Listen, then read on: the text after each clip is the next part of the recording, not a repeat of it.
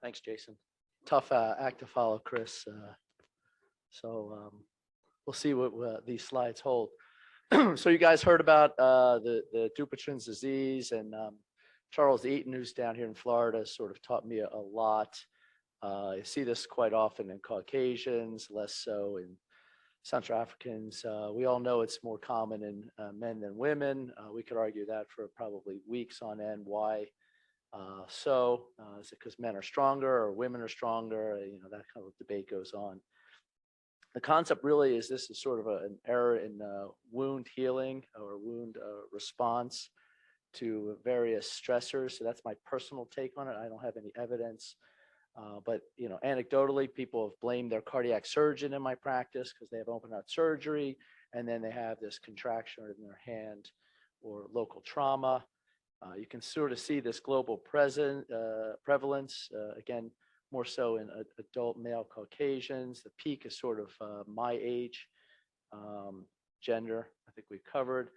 I think it's interesting to think about the various cells and what's going on, so you can have an educated discussion with patients who are certainly frustrated with this process, whether it's a myofibroblast or whatnot going wrong.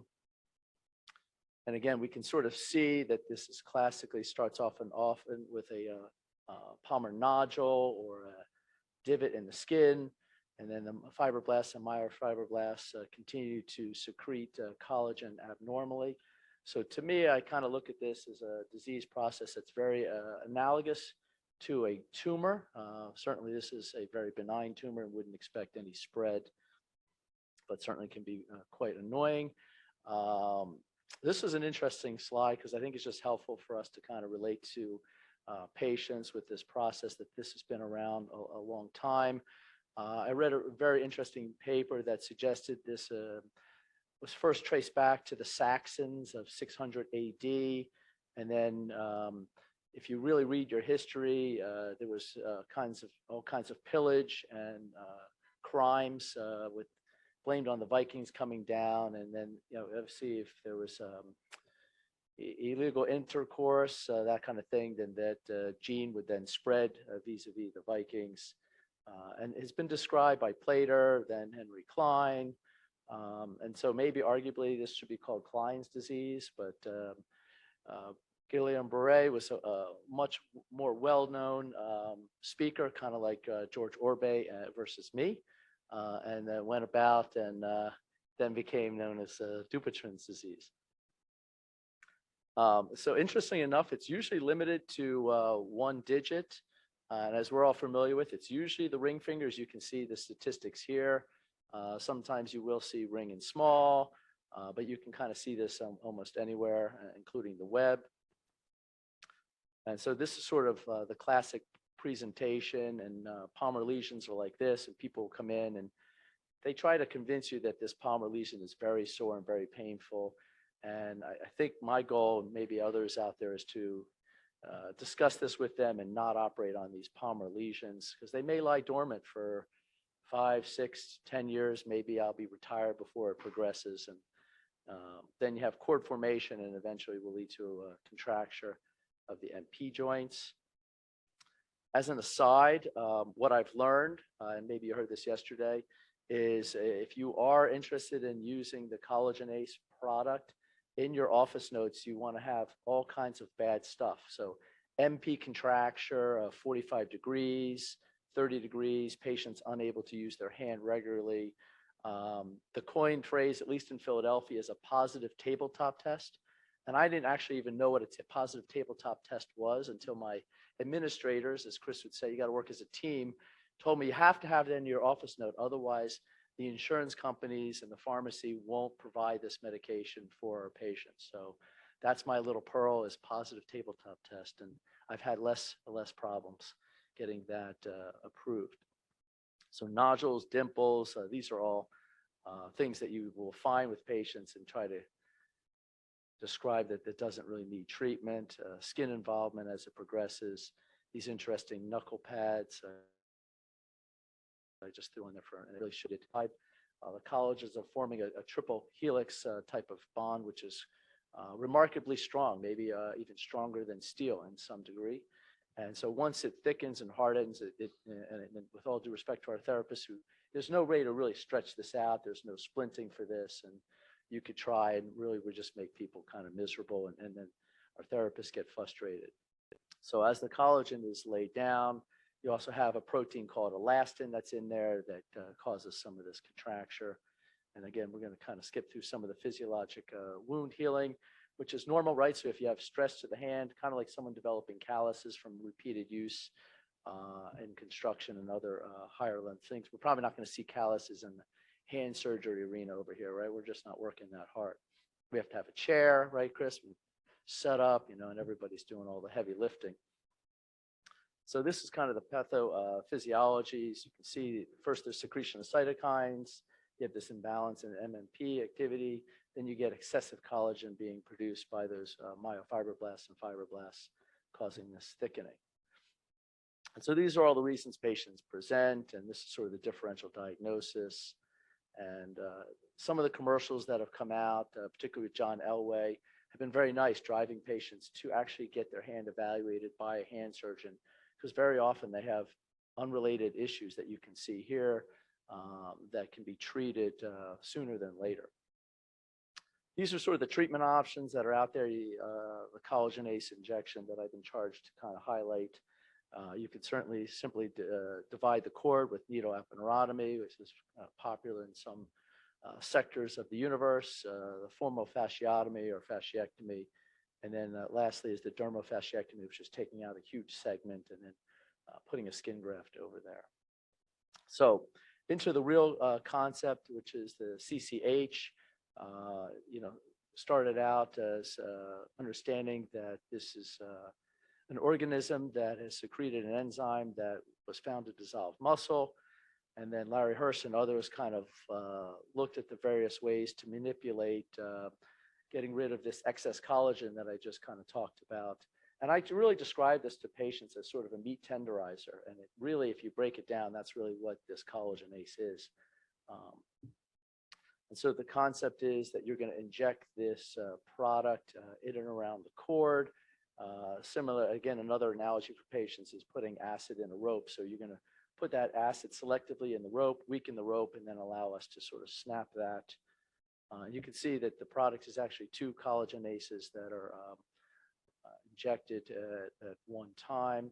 This has been looked at, and obviously the research and studies is ongoing. So anyone who's interested, jump on board with these Cord 1 study and Cord 2 study, which is demonstrating efficacy and compared to placebo injections.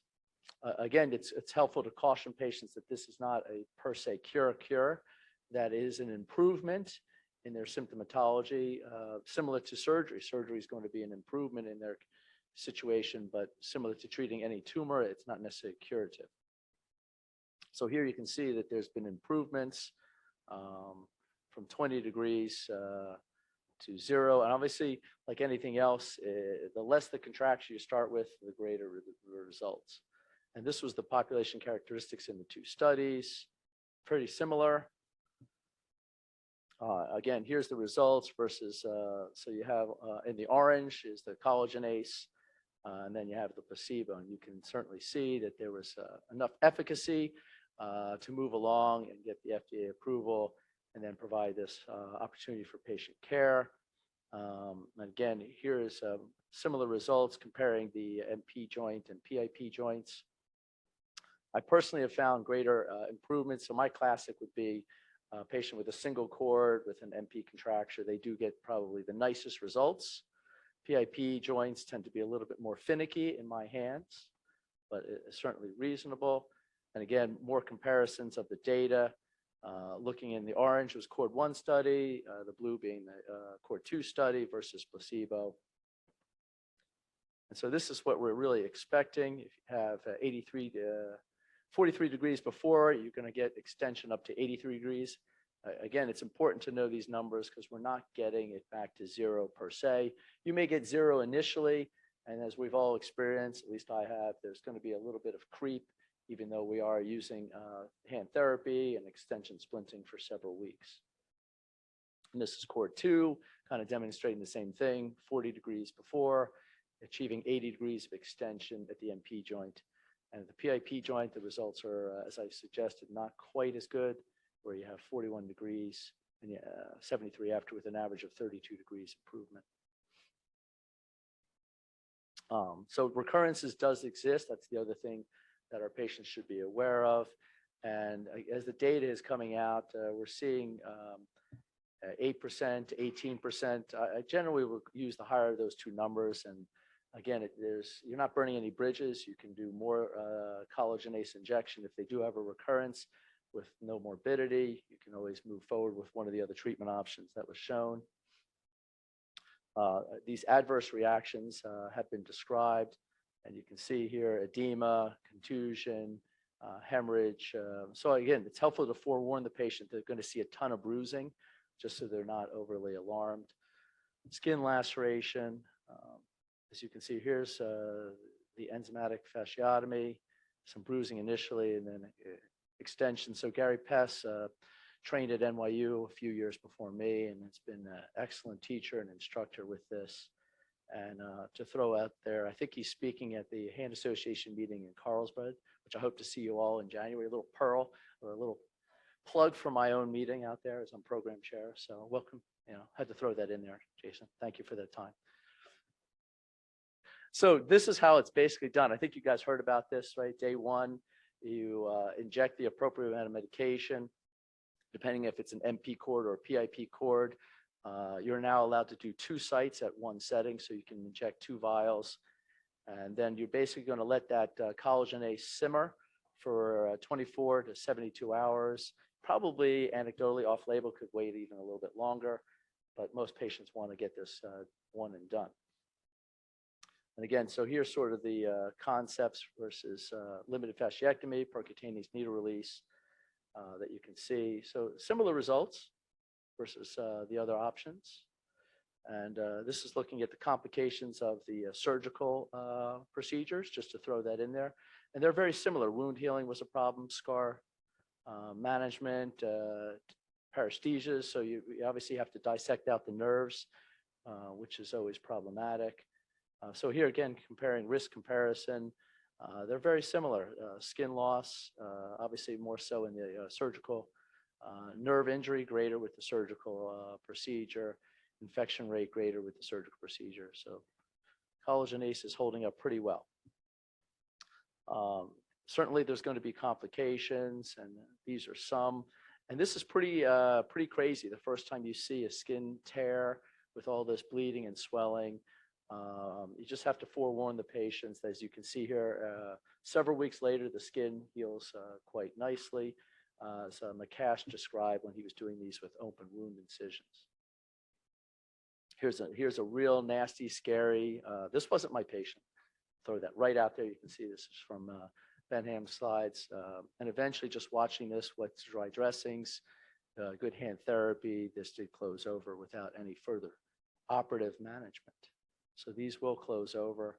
And again, here's other case examples that you'll see. So if I was giving some talks on the opposite side, you'd use these to sort of forewarn people against the collagenase.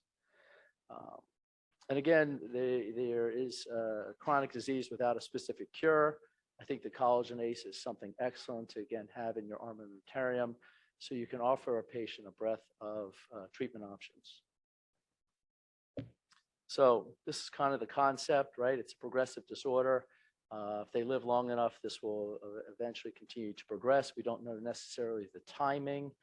We don't know why them versus another family member that doesn't have such progression. Certainly not life-threatening, so how they decide to treat this is really a quality of life decision. And if they want, there's tons of information on the internet. There's tons of papers that I just reviewed for the various sites. A lot of the stuff on the web for distal radius fractures and other treatments is all over the map, but the Dupuytren's site and Charlie Eaton's website is where I direct patients, because the information there is fantastic. Thank you.